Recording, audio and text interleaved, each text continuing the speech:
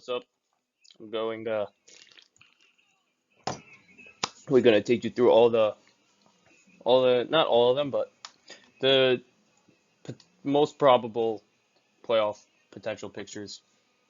You can find the standings at sleeper/league/51605673889012531 Got that? All right, we're going to the next one.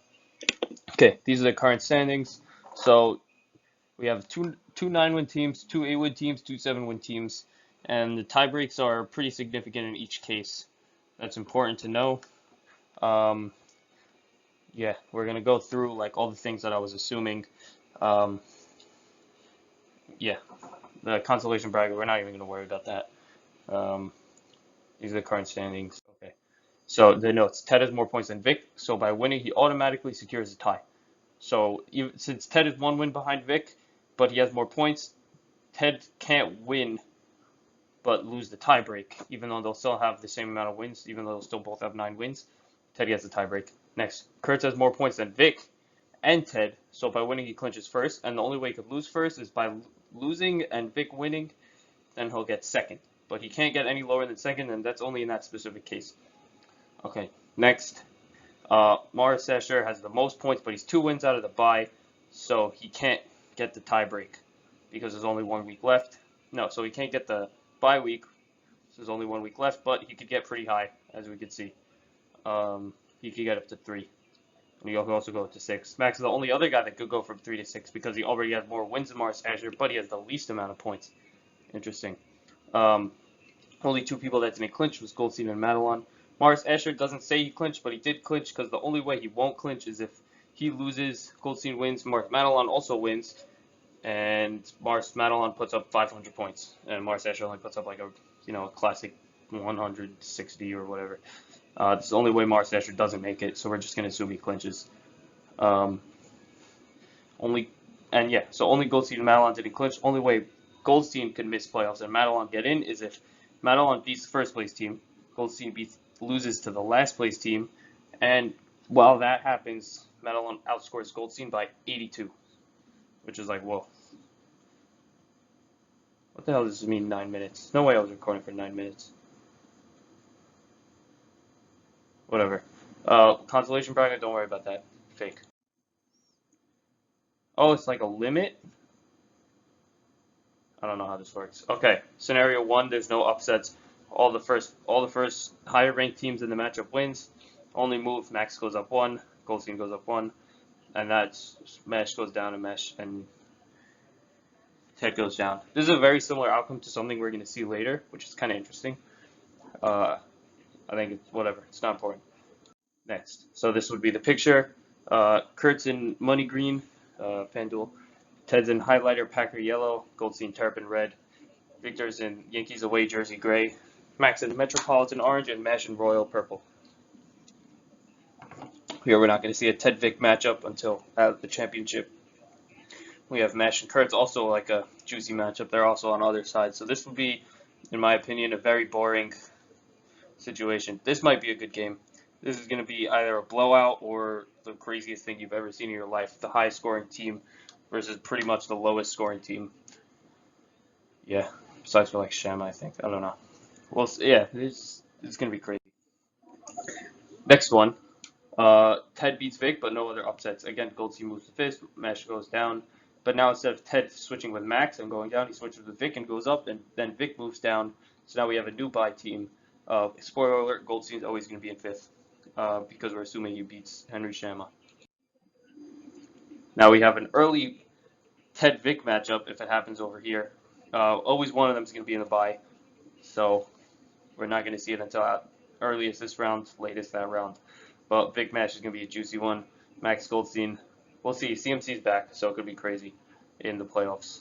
And then again, Kurtz is in the bye. Next is Morris Escher beats Max, which is pretty much favored, even though Max is a higher ranked team. Here we see 2 doubles.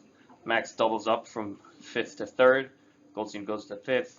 And then Goldstein was in 6th, but that's replaced by Max, who drops to 6th from 4th. And 4th gets 10 from 3rd.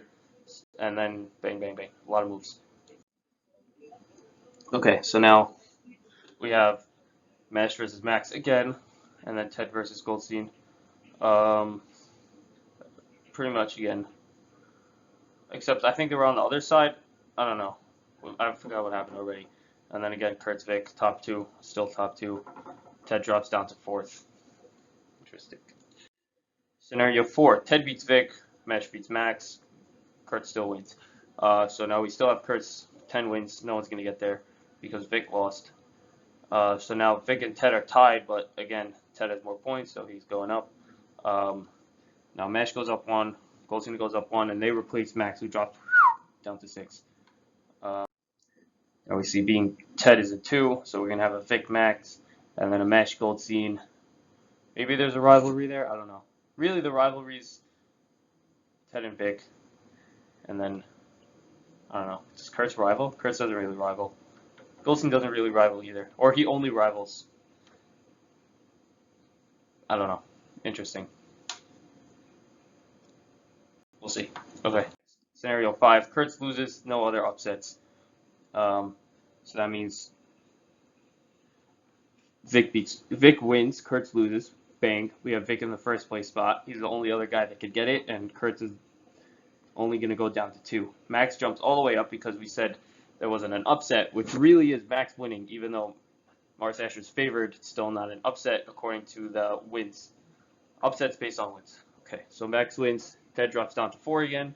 Goldstein's in fifth. Spoiler alert, he's always in fifth. And then Mars Asher drops all the way down because he had the least wins coming into this week. But, yeah, he lost. So he goes all the way down because these two guys beat him out. Scenario 5 is the playoff picture. Early Vic Ted, this time on that side of the bracket. And then we have Mass Max, high scoring offense versus lowest scoring defense. Maybe it's a rivalry. I don't know. It's like a Super Bowl matchup, honestly. Um, it's always how it happens. You know, Chiefs, Niners, whatever the hell happened before. Okay, it's Ted Goldstein. Next. Next. This is Kurtz loses. Ted beats Vic. Not a lot of moves here. Ted and Vic swap again. Goldstein and Mesh swap. Now Mesh goes down because he needs to win in order to get out of sixth, right? Because if he doesn't win, then he still has 7 wins. So Mesh has to win to get in sixth. He has to beat Max. Shouldn't be that hard. Max has to win to get out of sixth also.